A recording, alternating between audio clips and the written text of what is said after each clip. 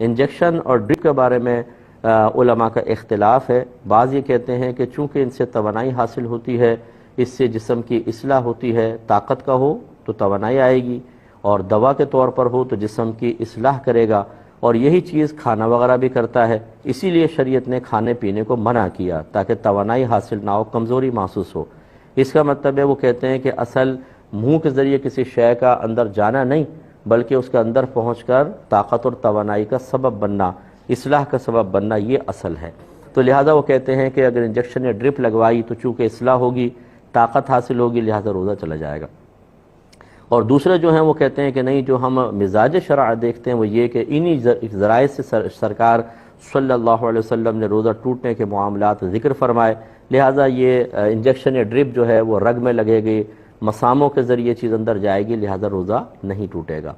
تو اب ہم جب فتویٰ دیتے ہیں، میں اپنی بات عرض کر رہا ہوں، بہت سے اور بھی علماء ہیں جو اسی طرح کرتے ہیں کہ جانبین کی رعایت کرتے ہیں، دونوں طرح کے علماء کے قول کی رعایت کرتے ہوئے ہم یوں کہتے ہیں کہ اگر کوئی مریض ایسا ہے، کوئی کمزور ایسا ہے کہ انجیکشن یا ڈرپ کے بغیر روزہ پورا کر ہی نہیں سکتا،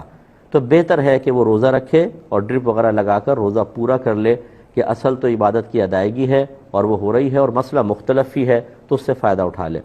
اور جو صحت مند ہے، اگر وہ چاہتا ہے کہ میں ذرا ڈرپ چڑھوا لوں یا وہ انجیکشن لگا لوں تاکہ بالکل سکون سے گزرے، مجھے تکلیف نہ آئے، اس کو ہم منع کریں گے کہ آپ ایسا نہ کریں۔ تو امید ہے کہ آپ بات سمجھ گئے ہوں گے۔ چند چیزیں بس میں نے آپ کو عرض کیا،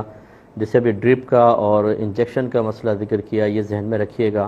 کہ اگر کوئی اس کے بغیر روزہ پورا کر ہی نہیں سکتا ہے تو بالکل اس سے روزہ نہیں جائے گا، وہ لگوا لیں۔ جیسے اب کوئی بیمار ہو گیا، بہت زیادہ حالت روزہ میں ہے، ڈاکٹر کہتے ہیں انجیکشن لگوا لیں، آپ حالت سنبھل جائے گی، لگوا لیجئے گا، روزہ قائم رہے گا۔ لیکن اگر صحت ہے اور ویسی مطلب سے طاقت کے لیے کوئی چیز استعمال کرنا چاہتے ہیں تو پھر نہ کریں، کیونکہ یہ روح روزہ کے خلاف ہوگی۔ ایک ناخن چبانا روزے میں یہ ویسے بھی مکروہ ہوتا ہے اور حالت روزہ میں اور زیادہ ہوتا ہے، اگر وہ ناخن اندر اتر گیا تو اور مسائل ہیں، تو اس لیے اس سے اجتناب کرنا چاہیے۔ تو پچھلے پروگرام میں حضرت ابو ہریرہ رضی اللہ تعالیٰ عنہ سے متعلق ایک طویل حدیث ذکر کی تھی، جس میں شیطان انسانی روپ میں آیا اور اس نے غلہ وغیرہ اٹھانے کی کوشش کی، اور 3 مرتبہ حضرت ابو ہریرہ رضی اللہ تعالیٰ عنہ نے اس کو پکڑ لیا اور پھر اس کی درخواست پہ اس کو چھوڑا، اور تیسری مرتبہ وہ اس وجہ سے چھوٹا تھا کہ اس نے کہا کہ میں آپ کو چند کلمات بتاتا ہوں جو آپ کو نفع دیں گے، تو آپ مجھے چھوڑ دیجیے گا۔ حضرت ابو ہریرہ رضی اللہ تعالیٰ عنہ نے فرمایا ٹھیک ہے، میں تجھے چھوڑ دوں گا، بتا۔ تو اس نے بتایا کہ اگر آپ رات کو سونے سے پہلے ایک بار آیت الکرسی پڑھ لیں گے تو اللہ تعالیٰ آپ کو صبح تک شیطان سے محفوظ رکھے گا۔ تو اس پر ہم نے پوری حدیث پہ تو تقریباً کلام کر ہی لیا تھا، اس پہ میں تھوڑا سا میں نے کہا کہ پھر ہم ایک اور ترغیب دے دیں کہ رات کو سونے سے پہلے ضرور اس کو پڑھیں۔ اس کا فائدہ یہ ہوگا کہ شیطان ہمارے گھروں میں مداخلت سے دور رہے گا اور پوری رات ہم محفوظ رہیں گے۔ ایسے آپ نے دیکھا ہوگا چھوٹے بچے ہوتے ہیں، رات میں کسی ٹائم اچانک رونا شروع کر دیتے ہیں بہت زیادہ، تو بعض تو طبیعت کی خرابی بھی ہوتی ہے، یا ویسے اچانک وہ کوئی ہو سکتا ہے کہ کوئی خواب وغیرہ ایسے دیکھ لیتے ہوں یا کچھ مسئلہ ہو تو گھبرا کے اڑ جاتے ہیں، لیکن بعض اوقات اس میں شیطانی مداخلت کا بھی ایک اثر ہو سکتا ہے۔ تو جب رات کو سونے لگیں تو ایک بار آیت الکرسی پڑھ کر اپنے اوپر بھی دم کر لیں، دم کا مطلب ہوتا ہے پھونک مار لیں، اور ایسے ہی بچوں پر اور تمام سب پر ایک پھونک مار دیں تو بہت بہتر ہوگا۔ اور یہ بزرگان دین سے منقول ہے، حدیث تو میں نے اس کی کوئی نہیں دیکھی ایسی، کہ وہ کہتے ہیں کہ اگر ایک تھوڑا سا پانی لے کر اس پہ 11 مرتبہ آیت الکرسی پڑھ کر اسے گھر کے تمام کونوں میں چھڑک دیا جائے اس پانی کو، تو وہ گھر آفات و بلیات اور شیطانی اثرات سے محفوظ ہو جاتا ہے۔ کیونکہ یہ جو غلط قسم کا کام کرنے والے ہوتے ہیں، جادوگر ٹائپ یا خراب عاملین، تو یہ جنات کے ذریعے اپنا کام کرواتے ہیں، گندی اس طرح مخلوق کے ذریعے، اور یہ گھروں میں چھوڑ دیتے ہیں۔ اور ان کا کام یہ تو نہیں ہوتا کہ وہ آ کے آپ کو گردن سے پکڑ لیں گے یا ہاتھ پاؤں توڑ دیں گے، لیکن یہ ضرور ہوتا ہے کہ وہ آپ کا ذہن خراب کرتے ہیں، آپ کو وسوسہ ڈالتے ہیں۔ اسی وجہ سے آپ دیکھیں گے بعض اوقات ہو سکتا ہے آپ کے ساتھ بھی یہ کیفیات ہوئی ہوں کہ بیٹھے بیٹھے خواہ غصہ آئے گا، بیوی پہ غصہ، بچوں پہ غصہ،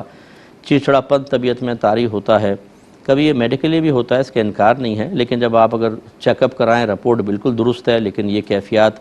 جان ہی نہیں چھوڑ رہی اور بار بار بدگمانیاں خواہ بیوی کے بارے میں، فلاں کے بارے میں،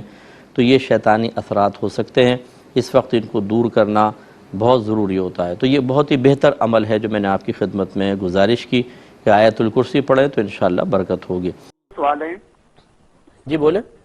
ایک سوال ہے کہ یہ جو سورج گرہن ہوتا ہے، سورج گرہن کا جو ہے نا حاملہ عورت پہ کوئی اثر ہوتا ہے؟ جیسا میں نے سنا ہے کہ جی ٹھیک ہے، میں بتاتا ہوں۔ جی میں سمجھ گیا، بتاتا ہوں۔ جی اور جی میں سمجھ، بچے پہ کوئی سائیڈ ایفیکٹ پڑتا ہے، کیا یہ صحیح ہے؟ دیکھیں شریعت تو اس بارے میں بالکل خاموش ہے، شریعت اس قسم کے تمام توہمات کا انکار کرتی ہے۔ دنیا میں کچھ چیزیں سبب بن سکتی ہیں لیکن وہ اللہ تبارک و تعالیٰ کی مرضی کے تابع ہیں۔ اللہ تعالیٰ کسی بچے کو اپاہج پیدا فرمانا چاہے تو کوئی نہ کوئی چیز سبب بن جائے گی، وہ اپاہج ہوگا۔ اگر اللہ تبارک و تعالیٰ نہ چاہے تو کوئی چیز اثر انداز نہیں ہو سکتی۔ بہرحال سورج گرہن کا مسئلہ ایسا نہیں ہے کہ اس سے کوئی شریعت کی میں بات کر رہا ہوں کہ والدہ کے بچے کے ماں کے پیٹ میں جو بچہ موجود ہے اس پہ کوئی سائیڈ ایفیکٹ ہو۔ ہاں یہ ضرور ہے، ہم اکثر یہ مشورہ دیتے ہیں کہ جو باتیں بہت زیادہ مشہور ہو جاتی ہیں، اگر آپ یہ سمجھتے ہیں کہ ان باتوں کے تقاضے کے مطابق عمل کرنا شرعی طور پہ ممنوع نہیں ہے تو پھر عام قسم کے لوگوں کو اس کے خلاف کرنے کی طرف مجبور نہ کریں۔ مثال کے طور پہ یہ معروف ہو گیا جی، جو عورت اگر سورج گرہن کے ٹائم میں لوہے کو ہاتھ لگائے گی بچہ عیب دار پیدا ہوگا، مثلا مثال کے طور پر۔ اب اگر عورت لوہے کو ہاتھ نہیں لگاتی تو شریعت نے کوئی حکم تو نہیں دیا کہ اس حالت میں لوہے کو ضرور ہاتھ لگاؤ، تو اس کا مطلب ہے کسی شرعی طور پہ ممنوع چیز کا ارتکاب لازم نہیں آ رہا، تو ان کو پھر اس کا مکلف نہ بنائیں۔ آپ یہ نہ کہیں کہ ضرور کرو اور اس کا رد کرو لوگوں کا، یہ غلط ہے، بالکل نہیں، ان کو اس طرح چھوڑ دیں۔ اگر وہ اس کی احتیاط کر رہی ہیں تو کرنے دیجئے۔ اس کی وجہ یہ ہے کہ اگر آپ یہ کہیں گے کہ نہیں اللہ تعالیٰ پہ اعتماد کرو، یہ سب توہمات ہیں، بیکار باتیں، افواہیں، اور تم لوہے کو ہاتھ لگا سکتی ہو، مثلا اس عورت نے ہاتھ لگایا، اب جو بچہ پیدا ہو وہ اپاہج پیدا ہو گیا مثال کے طور پر، تو اب جو عام جاہل قسم کے لوگ ہیں جن کا ایمان اتنا قوی نہیں ہے وہ فوراً آپ سے اور دین سے بدظن ہو جائیں گے کہ دیکھا نا تمہاری بات مانی، بچہ اپاہج ہو گیا، لوگ صحیح کہہ رہے تھے۔ تو اس طریقے سے وہ شخص اپنے ایمان کو خطرے میں ڈال لے گا اور اللہ تبارک و تعالیٰ اس کے رسول کریم صلی اللہ علیہ وسلم کی تعلیم کو غلط اور لوگوں کی افواہوں کو سچ کہہ کر ہو سکتا ہے اس کا ایمان بھی، یا سچ مان کر اس کا ایمان بھی ضائع ہو جائے۔ اس لیے عوام الناس کو حتی الامکان اس امتحان میں نہ ڈالا جائے۔ اگر وہ کوئی ایسا عقیدہ رکھتے ہیں، کوئی ایسا خیال رکھتے ہیں اور وہ صراحتاً قرآن و حدیث کے خلاف نہ ہو تو پھر اس کے خلاف کرنے پر ان کو مجبور نہ کیا جائے، اسی میں حکمت ہے۔ امید ہے آپ بات سمجھ گئے ہوں گی۔ بھائی